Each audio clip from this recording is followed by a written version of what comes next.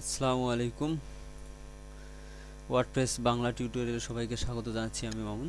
শিক্ষার্থী বন্ধুরা, আমরা গত পর্বে থিম সম্পর্কে আলোচনা করছিলাম, কিভাবে থিম চেঞ্জ করতে হয়, থিম কিভাবে কাস্টমাইজ করতে হয়, সেগুলো আলোচনা করেছিলাম। তো আজকে আমরা দেখব উইজেট কিভাবে চেঞ্জ করতে হয়। তো উইজেটটা এইরকম, যেমন আমাদের ওয়েবসাইটটা দেখি। তো এখানে আমরা সার্চ বার দেখছি, তার নিচে ক্যাটাগরিজ এবং নিচে রিসেন্ট পোস্ট, এবং আমরা যদি ফুটারে লক্ষ্য করি তাহলে এখানে আমাদের সার্চ বার, তারপরে এখানে মেটা টেক দেখাচ্ছে।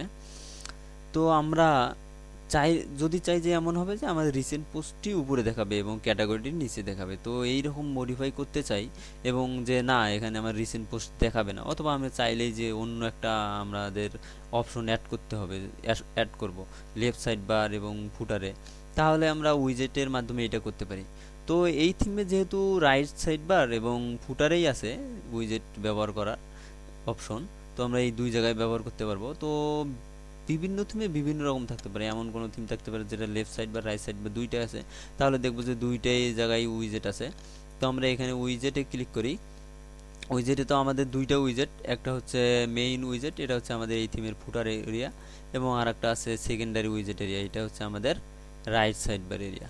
তো আমরা চাইলাম যে রিসেন্ট পোস্টটি উপরে দেখাবো, তাহলে ক্লিক করে জাস্ট আমরা ড্রাগ করে উপরে ছেড়ে দিলাম। তো আমরা এখানে যাই, রিলোড দিয়ে দেখি, তো আমাদের উপরে দেখা যাচ্ছে রিসেন্ট পোস্ট।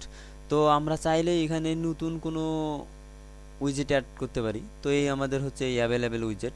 তো উইজেট এখানে কয়েকটি দেখাচ্ছে, তো আমরা উইজেট থিমের অপশনের উপর বেস করে অনেক উইজেট বেশি হতে পারে, তো অনেক থিমে উইজেট বেশি থাকতে পারে। যেমন হতে পারে আমরা বিভিন্ন প্লাগ ইন ইনস্টল করে উইজেট বাড়াতে পারি।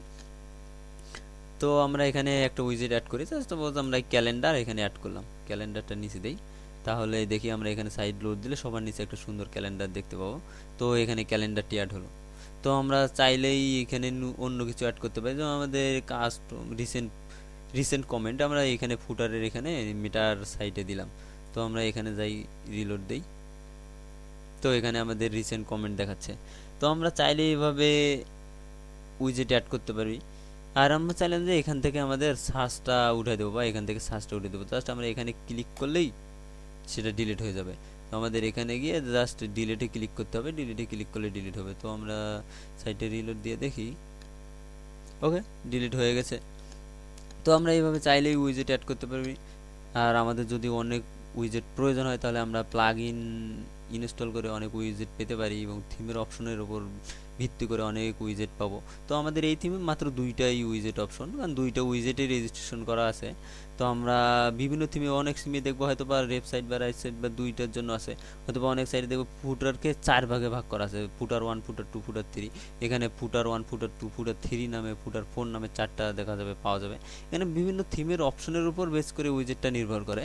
তো আমরা যখন থিম ডেভেলপমেন্টের কাজ করব তখন কীভাবে দেখব কীভাবে উইজেট এরিয়া নির্ধারণ করা হয়।